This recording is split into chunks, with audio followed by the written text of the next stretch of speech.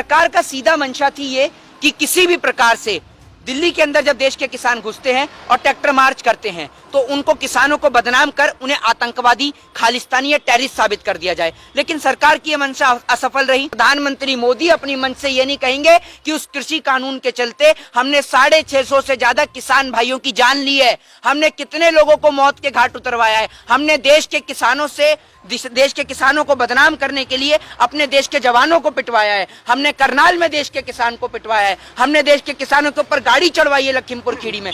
कि जब सरकार को नजर आया कि यूपी का चुनाव नजदीक है, हिंदू मुस्लिम नाम का जो स्टंट है वो अब यहाँ पर नाकाम हो रहा है, असफल हो रहा है, तो सरकार ने एक ट्रेंड जारी कर दिया, क्या कहते हैं, तीनों काले कृषि कानूनों का। देखिए सरकार की आदत पुरानी है, पहले हजारों लोगों को, ठीक है ना, मौत के घाट उतरवाना और उसके बाद में सिर्फ राजनीति के चलते उसको वापस ले लेना, ये सरकार की एक पुरानी आदत है। सरकार ने, आपको याद होगा कि एक दिसंबर के टाइम पे ही एक नया स्वरूप छोड़ा था जिसको बोला गया था CNRC, जिसको हमने बोला था सिटीजन अमेजमेंट एक्ट।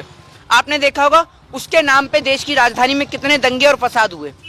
तब से लेकर आज तक देश की राजधानी ठीक से खुली नहीं थी। उसके बाद सिटीजन अमेजमेंट एक्ट पे कुछ काम हुआ या नहीं हुआ उस बात का हमें और आपको बिल्कुल नहीं पता। CA और NRC को लेकर कोई काम हुआ या नहीं हुआ हमें नहीं पता। लेकिन सरकार ने देश में दंगे और फसाद कराने के लिए, चुनाव जीतने के लिए, क्योंकि उस टाइम पे देश की राजधानी के अंदर चुनाव था, तो चुनाव को जीतने के लिए देश की सरकार ने ये सब प्रोपोगेंडा अपनाया था।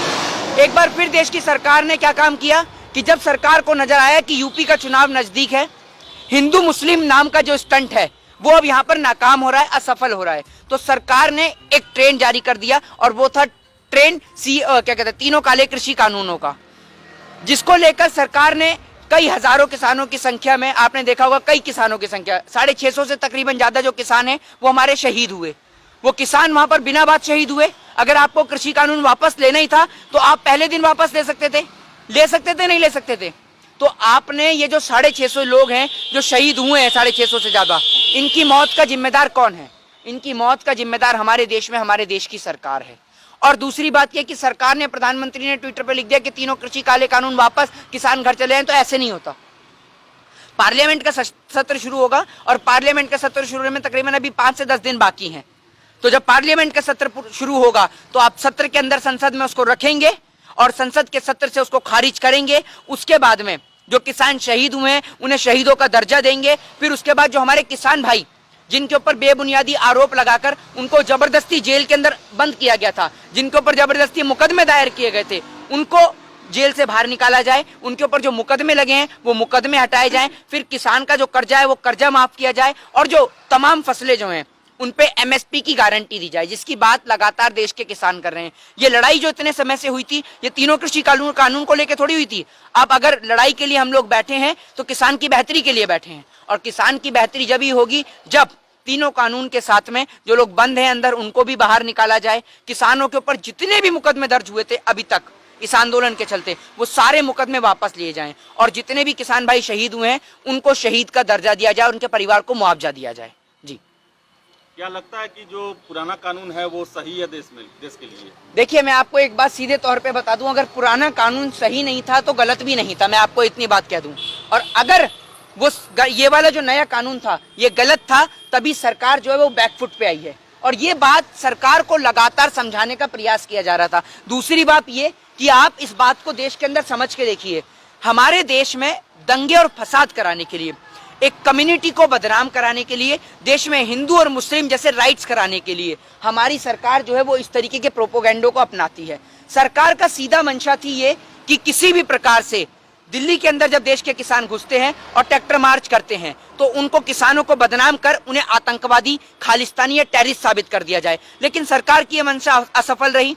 सरकार ने कोशिश करी मुजफ्फरपुर में कि भाई मुजफ्फरनगर में कि वहां पर किसान की रैली को बदनाम कर दिया जाए, सरकार वहां पर असफल रही। लेकिन देश का किसान रेल की पटरी से लेकर और गाजीपुर बॉर्डर से लेकर, सिंधु बॉर्डर से लेकर टीकरी बॉर्डर तक और राजस्थान बॉर्डर तक, तमाम जगह तक देश का किसान सफल हुआ। और इस लड़ाई में हमें प्रथम दिन से यकीन था कि जिस प्रकार हमें आजादी मिलने में समय लगा था उसी प्रकार हमें इस प्रकार के इन जैसे लोगों से भी, इन जैसी सोच से भी आजादी मिलने में समय लगेगा, लेकिन जीत हमारी होगी। और जीत अभी हमारी हुई है एक पॉइंट पे, बाकी के जो 2-3 पॉइंट है उन पे भी हमें पता है हमारी जीत होगी।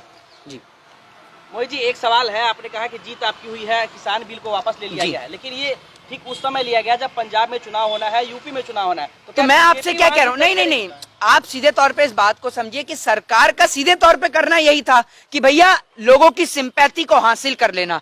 अब आप सुनिएगा, 2 दिन बाद भाषण शुरू होंगे, रैलियां शुरू होंगी, तो वहां सिर्फ एक ही मुद्दा उठेगा कि हमने किसान की बेहतरी के लिए, भाइयों बहनों मित्रों, हमने किसान की बेहतरी के लिए वो तीनों कृषि काले कानून वापस ले लिए। लेकिन प्रधानमंत्री मोदी अपनी मन से ये नहीं कहेंगे कि उस कृषि कानून के चलते हमने 650 से ज्यादा किसान भाइयों की जान ली है, हमने कितने लोगों को मौत के घाट उतरवाया है, हमने देश के किसानों को बदनाम करने के लिए अपने देश के जवानों को पिटवाया है, हमने करनाल में देश के किसान को पिटवाया है, हमने देश के किसानों के ऊपर गाड़ी चढ़वाई है लखीमपुर खीरी में। ये बात देश के प्रधानमंत्री नहीं बोलेंगे। आपने देखा होगा कि दिल्ली के अंदर जब देश के किसान घुसते हैं तो किस प्रकार से मिलिट्री के जवानों के द्वारा, जो मिलिट्री के जवान जो उन्हीं किसानों के बेटे हैं, उनको किस प्रकार से एक तरीके से एक असमंजस में खड़ा कर दिया जाता है कि वो किस प्रकार वो बेटे अपने पिता के ऊपर लाठीचार्ज करें, समझ रहे हैं? तो एक समस्या में खड़ा कर दिया जाता है। तो ये इनकी मंशा है, क्योंकि वहां मिलिट्री के अंदर देश की सरहदों के ऊपर और देश की पुलिस में लेकर तमाम जगह पर एक भी नेता का बेटा नहीं है। IAS IPS मिल जाएंगे। अभी लिपि सिंह को देख लीजिए आप, क्या किया था उन्होंने बिहार के मुंगेर में, याद होगा आपको, जलियांवाला बाग बनाया था, पूरे देश को याद है वो जलियांवाला बाग, जब माँ दुर्गा की मूर्ति का विसर्जन हो रहा था। तो ये लोग ऐसे लोग हैं। बाकी मिलिट्री के अंदर, आर्मी के अंदर इन जैसे लोगों को भर्ती भी नहीं किया जाएगा, क्योंकि ये लोग हार्वर्ड यूनिवर्सिटी से पढ़ने वाले लोग हैं, ये लोग ऐशोराम में पढ़ने वाले लोग हैं। ये क्या जाने कि मिलिट्री वालों की ड्यूटी क्या होती है?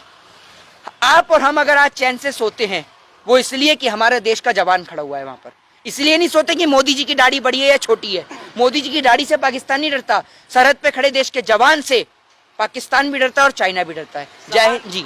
सवाल ये है कि उन्होंने ऐसा मास्टर स्ट्रोक खेला है, तो क्या सफलता प्राप्त अरे कोई मास्टर स्ट्रोक नहीं, आप लोगों को पागल समझते हैं, जनता नहीं समझती। 650 से ज्यादा किसान भाई वहां पर शहीद हो गए, उनके परिवार के लोग जो हैं, अभी उनकी जो चिता की जो अग्नि है वो ठंडी भी नहीं हुई, और आप कहते हैं कि ये एक मतलब मास्टर स्ट्रोक खेल दिया। लोगों को पहले मौत के घाट उतरवा दो, फिर कानून वापस ले लो। कौन सा मास्टर स्ट्रोक है?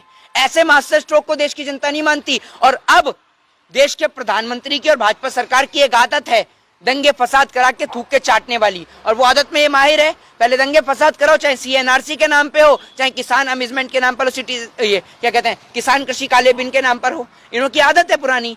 तो लोगों से निवेदन है कि भाई अब आप लोग इन जैसी सरकार को समझने का प्रयास करें और हिंदू और मुस्लिम के नाम पे आपस में ना लड़ें। जय हिंद, जय भारत, वंदे मातरम। आप पूरे देश का किसान का बात कर रहे हैं, केवल पंजाब, हरियाणा और वेस्टर्न यूपी को छोड़ दिया जाए, राजस्थान में, महाराष्ट्र में, गुजरात में, बिहार में, फिर से आपको मध्य प्रदेश को कहीं तक ये किसान भी चूतक नहीं किया। और कहा जाता है कि ये दलालों का आंदोलन था, खालिस्तान से फंडेड था, ISI से फंडेड था। पहली बात तो आप मुझे एक बात बताइए, आपको ये बात किसने कही और कितनी बार आप सभी लोग वहाँ आंदोलन में गए हैं? जो आपने कह दिया कि तमिलनाडु का नहीं था, असम का नहीं था, ठीक है, देखिए हर जगह तमाम जगह पर किसान महापंचायत लोगों ने समर्थन दिया है। नहीं, एक मिनट, एक बार भी किसान यहाँ सड़क पर नहीं आया। नहीं, आपने बिहार में नहीं हुआ, बिहार से लोग गए हैं समर्थन देने के लिए। किसान जो नहीं, बिहार का किसान समर्थन देने गया, क्या बात कर रहे हैं आप? बिहार में भी तो होना चाहिए ना। बिहार में, अरे सुनिए, एक मिनट, आप कहते हैं बिहार में नहीं हुआ, बहुत बड़ा बड़ा कृषि राज्य है। महाराष्ट्र में, सुनिए, महाराष्ट्र में आपने कहा कि महाराष्ट्र से किसान समर्थन देने, जगह जगह से किसान नेताओं ने समर्थन दिया है। राज्य में भी होना चाहिए ना। देखिए सीधे तौर पे, देखिए मैं आपको एक बताऊं, आपने कहा ये खालिस्तानी है, ये पाकिस्तानी है, आतंकवादी, इनको ISI से फंडिंग हुई है। आप एक बात बताइए, तो आपने बिल क्यों वापस किया? बिल का मुझे नहीं पता, वो सरकार क्यों नहीं पता आपको? जब आपको, अरे भाई आपको इतना पता, आपको इतना, ये बात आपको कैसे पता चली कि ये आतंकवादी हैं? बिहार में मैं नहीं देखा किसी एक आदमी को खड़ा होकर कहते हुए कि ये किसान बिल जो है। आप कैसे कह सकते हैं बात? में नहीं देखा मैंने, आपको नहीं लगता? मैंने मध्य प्रदेश में नहीं देखा। विपक्षी पार्टियां जो है वो भी रोटी सेकने के लिए ये सब कर रही थी। विपक्षी पार्टी के द्वारा इतना बड़ा, एक बात आप मुझे बताइए, इस देश के अंदर यूपी के अंदर कितनी सीटें आती हैं? 80 सीटें आती हैं, उत्तर प्रदेश की 80 सीट, ठीक है। अब बंगाल दूसरे नंबर पे आ जाता है, महाराष्ट्र आ जाता है, बिहार आ जाता है। ये तो देश में प्रधानमंत्री की कुर्सी को निर्धारित करती हैं। तो देश का सबसे बड़ा राज्य, एग्रीकल्चर के क्षेत्र में सबसे बड़ा राज्य कौन सा आता है? आप ये बताइए मुझे। यूपी आता है ना, दूसरे नंबर पे कौन सा आता है? ठीक है, महाराष्ट्र, तीसरे नंबर पे पंजाब, हरियाणा, ठीक है ना। तो आप ये देखिए, जो सबसे बड़े कृषि क्षेत्र हैं वो लोग तो इसमें थे ही थे। पहले सरकार ने क्या कहा? पहले सरकार ने कहा ये आंदोलन सिर्फ पंजाब का है, फिर सरकार ने कहा कि ये आंदोलन पंजाब और हरियाणा का है। उसके बाद सरकार कहती है ये आंदोलन पंजाब, हरियाणा और उत्तर प्रदेश का है। फिर उसके बाद जब ये आंदोलन से बंगाल के अंदर इस आंदोलन का इफेक्ट दिखा, उसके बाद जब इस आंदोलन का इफेक्ट आपको मैं बताता हूँ तमाम जगह के लोगों ने। दूसरी बात यह कि आपने बात करी आंध्रा की, केरला की, तो बहुत सारी जगह ऐसी हैं जहां पर इस प्रकार की खेती नहीं होती है, जहां चावल की खेती नहीं होती, लेकिन नुकसान हर किसी व्यक्ति को है, समझ रहे हैं? लेकिन नुकसान जो है वो हर किसी व्यक्ति को है, ठीक है? तो सीधे तौर पे आप ये समझिए कि ये जीत देश के किसान की हुई है, और जब तक देश के किसान की ये मांग पूरी नहीं होंगी जो मैंने आपको बताई है कि जो किसानों के ऊपर मुकदमे दर्ज हुए उनको बाहर निकाला जाए, या फिर जो तमाम लोग जिनके ऊपर बेबुनियादी आरोप ला के बंद किया गया उनको उनके ऊपर से मुकदमे न हटाए जाएं, किसान का कर्जा ना माफ किया जाए, या फिर किसान के जो उनकी फसल है उस पर MSP निर्धारित ना किया जाए, तब तक किसान उठ के नहीं जाएगा। सरकार ने, मैं आपको बताता हूँ, सरकार ने ये बिल इसलिए वापस लिया क्योंकि उसको यूपी चुनाव में डर लग रहा था कि कहीं इस आंदोलन के चलते हमारे को कोई समस्या महसूस ना हो, तो सरकार ने ये इसलिए वापस लिया डर के मारे। जी, खबर ये है कि मोहित जी की चाइना ने कुछ जगहों पर जो है अपना कब्जा जमा लिया है, तो किस तरह देखते हैं आप? आंखों से देखते हैं और बिल्कुल कहते हैं आप चाइना, पाकिस्तान, नेपाल, इनसे बारे में तो प्रधानमंत्री जी से पूछिए कि उनका 56 इंच का सीना चाइना को लेके क्यों नहीं बोलता। उधर नेपाल हमारी जमीन कैप्चर कर रहा है, इधर चाइना कैप्चर कर रहा है, और प्रधानमंत्री जी के मुंह से आवाज ही नहीं निकलती है। तो ये बात तो आप प्रधानमंत्री जी से पूछिए, और आप जहाँ खड़े होकर बात कर रहे हैं वहाँ विधानसभा का घेराव करके देखिए, आपको लाठी और डंडे के सिवाय कुछ नहीं मिलता है।